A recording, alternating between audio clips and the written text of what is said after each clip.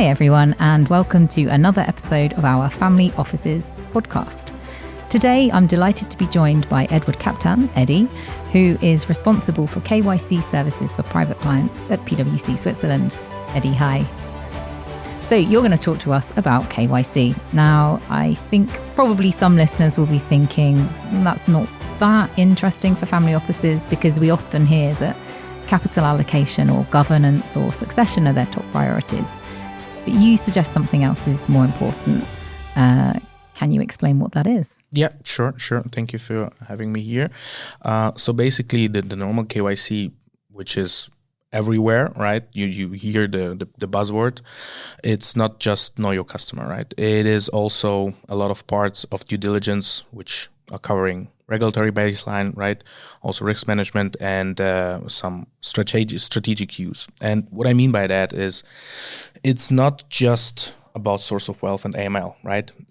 We speak about reputational risks. We speak about sanctions, PEP relations, and also adverse media, right? Which can affect basically a lot of parts of the assets and the structure of your client. Yeah. So KYC is not just KYC. You think about also inheritance to explain how your wealth was accumulated and basically how the structure looks like.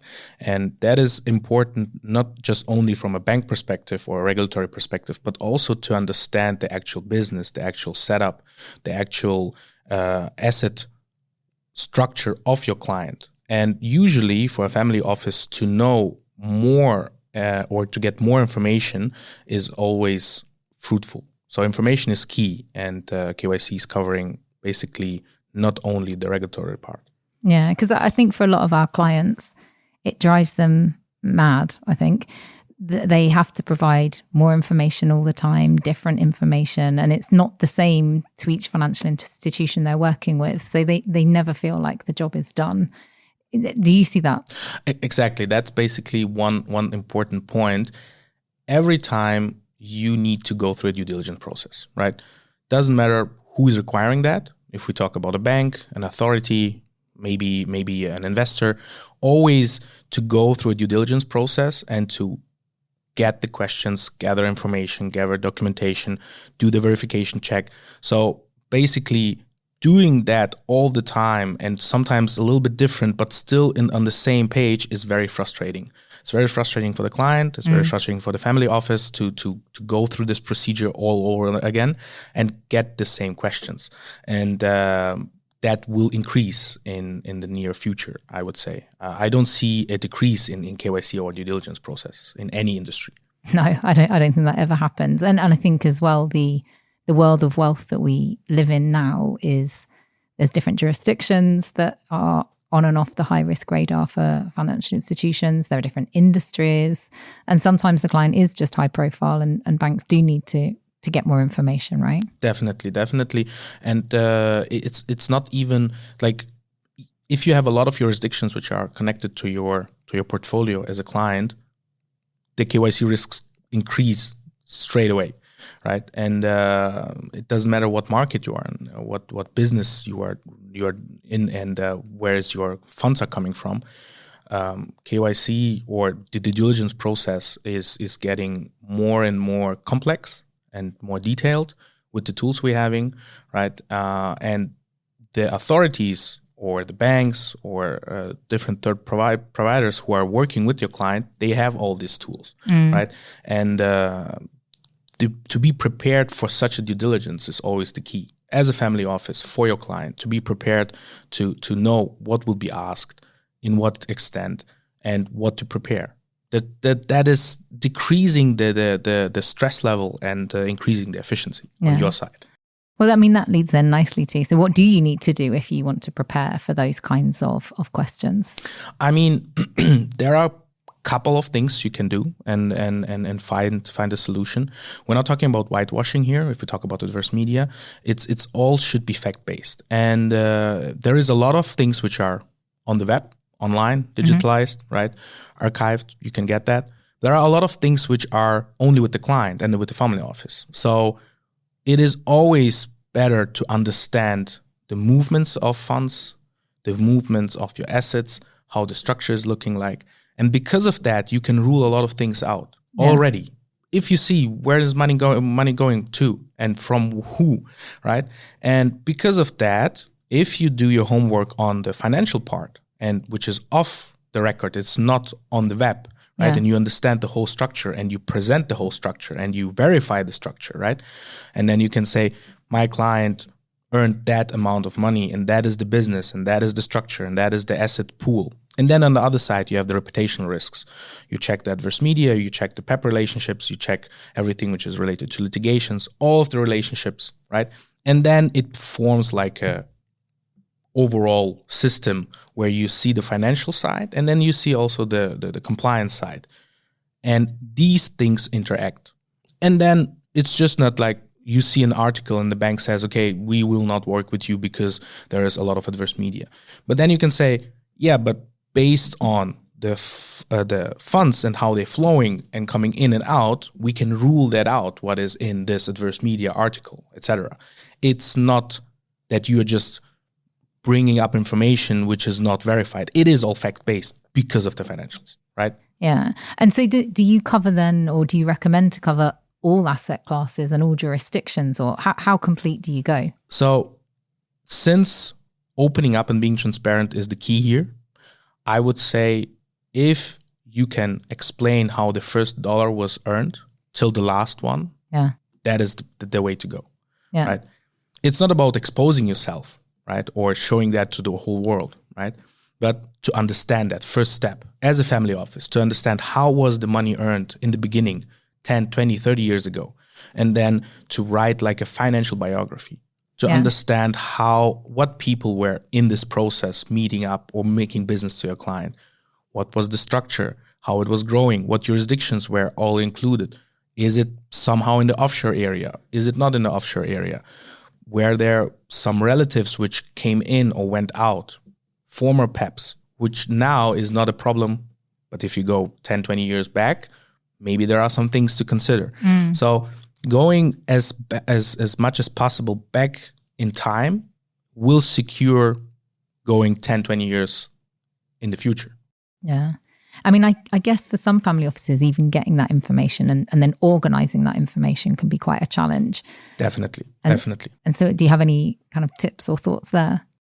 I mean, we can easily help with that, right? We support that process. And what we see from the last 5-6 years of this changing market is usually the family office doesn't know to a full extent the whole background of the client.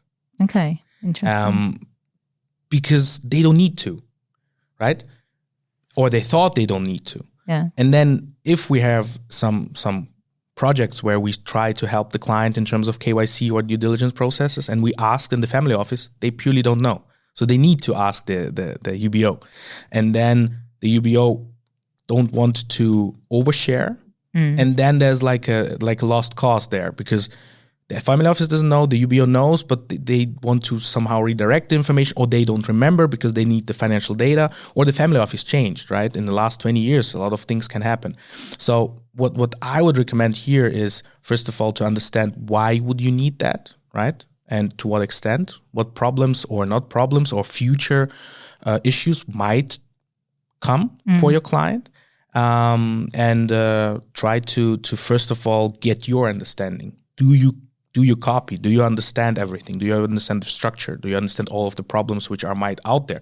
Maybe the client is not very publicly known, so there is no adverse media litigations. Yeah. However, on the structure side, there are a lot of very complex structures in terms of companies. There are jurisdictions which are off the books, or maybe not off the books, but meaning that there is no footprint because the data is not there anymore. Maybe BVI or some jurisdictions which are not there anymore in terms of historically it's nothing tracked, right, or archived. And we see a lot of times where we request documentation, where we do a due diligence, and they don't have it. Yeah. Because the business was like that. Yeah. Like in the 90s, you just made a phone call, you said, okay, I will transfer that, and that was it. If we're talking about like the CE region, nothing was documented. So it is then hard to somehow understand how funds or wealth was accumulated. So the first step would be, from my perspective, is as a family office to understand your client in a best way possible. Yeah, yeah. And from there, to gather that information and put it in one place, there you need a little bit more efforts. Yeah, yeah. Right. Can we turn to, you touched on at the beginning that getting this right is really important when you're looking at succession planning and intergenerational planning within the family. Can you explain why you think that? So what I meant by that is all of the high net individuals or business people, they have children, right? The next generation, which is coming afterwards, and the generation afterwards. And they were not there when these funds were accumulated, where business transactions went through, or when relationships were built. They were not around. Yeah. So they don't know. And if in the near future they will inherit all of this assets and the companies and the business, they will understand the business, surely. But historically, they could not provide any details. So if they want to use that amount of wealth and to go to another bank or open up a business or get some investors, the question would be how you accumulated this wealth. Yeah, I inherited from my dad or from my mom or from my, I don't know, granddad or uncle. Sure, but how he accumulated that. Yeah, yeah. And then you cannot provide much information. Yeah, he was doing some, I don't know, oil and gas business. Oh, wow. Good. Yeah. Right. Thanks very much. Exactly. Exactly. But if there is like a small booklet where everything detailed, explained, like to every dollar which was earned or 90, 80% of that, then you can pass that on. Yeah. And then you just continue with your story. Yeah. Right. It's actually a nice way to weave the family together from a, like you say, telling the family story perspective. Exactly. Because there is a family story which is non-business related, but then there's also a business relation story. Yeah. When we have generational wealth, when we have generational businesses, companies, and sometimes it's very easy to explain, but sometimes not. Yeah. There are a lot of regions on this planet where it's not so easy to track the family history or the business success. There are a lot of businesses which are not in the front office. There are a lot of back office businesses where, I don't know, commodity trading or trading which is not there openly, where everyone have that story in mind. Yeah. I don't know, like Nestle or something like that, where it started with a small business and then everyone knows the history of that business. There are a lot of businesses which are basically only you and your relatives know how this history went, and then you accumulated a big pool of wealth, and then now you don't know how to use that and how to explain it, how to move it around, because you cannot basically tell all of the details. Yeah. No, I think it's very common with our entrepreneurial clients, right? They go where the opportunity is, and then when you look backwards, it's higgledy-piggledy. Definitely. So one other question I was going to ask is around digital tools. So how much is that transforming how compliance functions work? You mean what is changing right now? Yeah. I mean, it is very fast. It is hard to tell how it will be, right? So right now is AI, automatization, right? Everything is somehow possible to find on the web, right? But I would say the change in the KYC sector and how it works, it will be the automatization will come, right? It will be all AI based. Yeah. However, the human factor will still be there. You cannot rule it out. You need a human to assess and connect the dots. You can always find a name and then it will be popped up and then you can screen it. However, to understand that, I would say in the next 5 to 10 years, it still needs a human factor. And the tools which are out there, what we're talking about, sure, LexisNexis, WorldCheck, the usual suspects, there are databases. But there are a lot of things in territories where that doesn't fly. Yeah. Right. Yeah. If we speak about Asia or CE or even Africa, WorldCheck will not help you, or LexisNexis will not help you. Yeah. You need to go in the ground and check with human intelligence. Yeah. Like human intelligence, actual human intelligence, not the digital tools. Yeah. Right. What they will bring is to decrease the cost. Right. That is the future for all of us. but the human factor will be always there. Yeah. Okay. So last question. Sure. If you had to summarize the role of KYC in a family office in one line, what would it be? I would say information is key. Yep. And if you don't know, then you will know. That's a good line. Well, Eddie, thank you very much. That was really enlightening. And thank you very much. Thank you everyone for listening, and we'll see you next time. Bye. Bye-bye.